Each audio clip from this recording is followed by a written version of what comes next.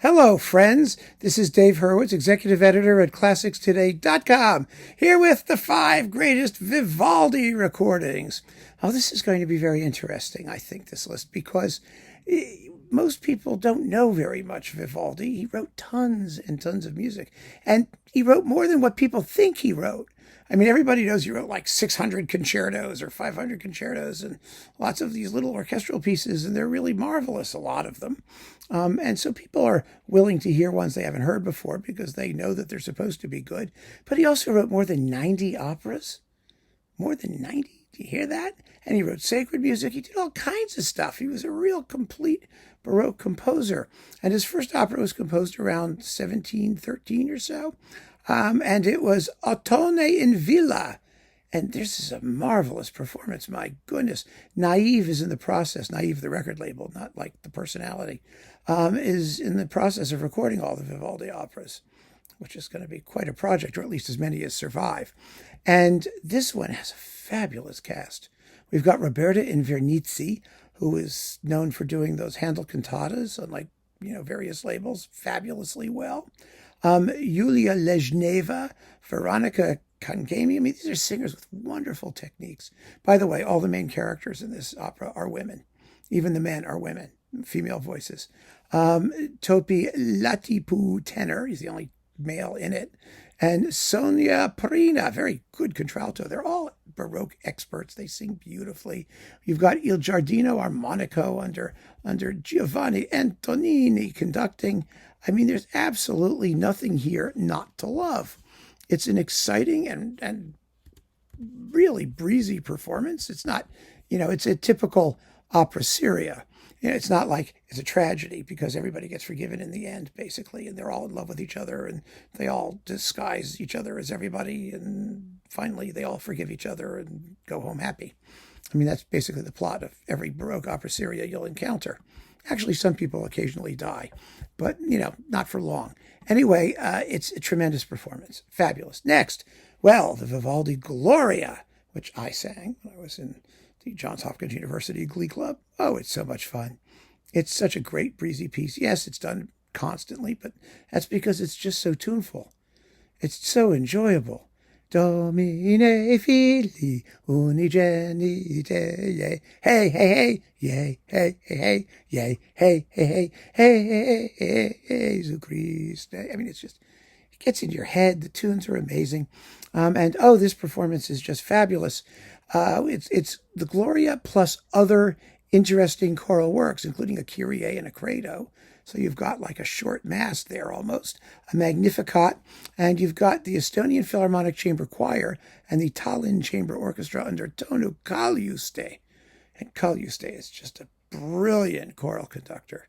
Fabulous choral conductor. He did all like Arvo Pärt stuff and whatnot for ECM, but he's really terrific. It's on the Carus label, which means it's probably still available even. You could probably get it. And, oh my God, it's just great. If you're interested in Vivaldi as a composer of sacred music, there are big series. There was a big set on Phillips that, Negri, I think, conducted. And then was a big series of sacred works on Hyperion as well.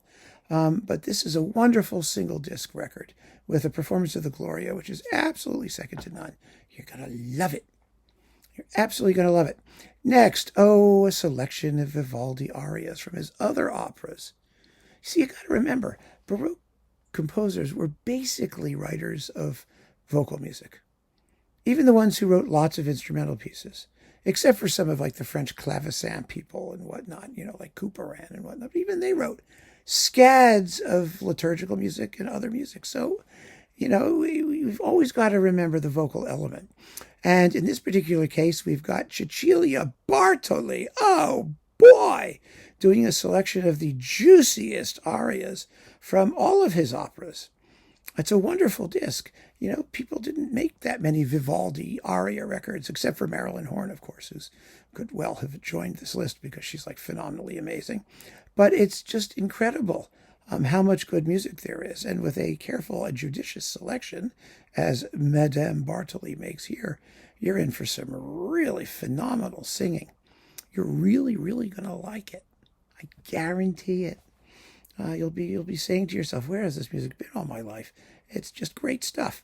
Next, L'Estro Armonico. Oh, this is so famous. This is a series of 12 concerti for strings, basically for violins, 1, 2, 3, and 4, including several concerti that Bach was fascinated by and adapted to his own purposes. His concerto for 4 harpsichords comes from here. L'Estro Armonico is just fun to listen to. They're delightful works. It's a major, major contribution to the solo and multiple solo concerto that was not a concerto grosso in the old Corelli sense, where you have like a large ensemble and a small ensemble and they play off of each other. That was the concerto grosso. Here you've got ritornello form. You've got a theme, and then you've got an interlude with soloists, then you've got a theme, then you have another episode with the soloist, then you've got a theme. It's a different approach to concerto writing, and it's one that was, well, it's the one that got adopted by the rest of Western civilization, principally by Bach, who was fascinated by these works. And we have Rachel Podger and her group Brecon Baroque, and boy, are they great on Channel Classics. Fabulously well recorded. An absolutely brilliant disc, and the music, like I said, is beyond delightful, and you can listen to all 12 of them. I wouldn't recommend them all at once, but in batches, and you'll really have a nice time. I mean, they're wonderful works. And last but not least, of course, we have to do the Four Seasons, whether you do it separately or whether as part of his Opus 8, 12 Concerti Opus 8, the trial between harmony and invention, it was called. Not in Italian, of course. But my recording, greatest ever, that's really flown under the radar all these years, has been Niels Erik Sparf and the Drottningholm Baroque Ensemble on Bis. Really, really, really great. Absolutely amazing. Brilliantly recorded. Doesn't have the longest playing time, but when you want to hear the Four Seasons, that's all you want to hear, right? It's enough. It's 4 concertos. They do what they're supposed to do. They get the job done perfectly. The music is absolutely delightful, and so are these performances. So those are the 5 greatest Vivaldi recordings. I am very interested to see your list. See how much you can mix it up, covering the widest range of what Vivaldi actually did. So keep on listening, friends. Thanks for joining me. Take care.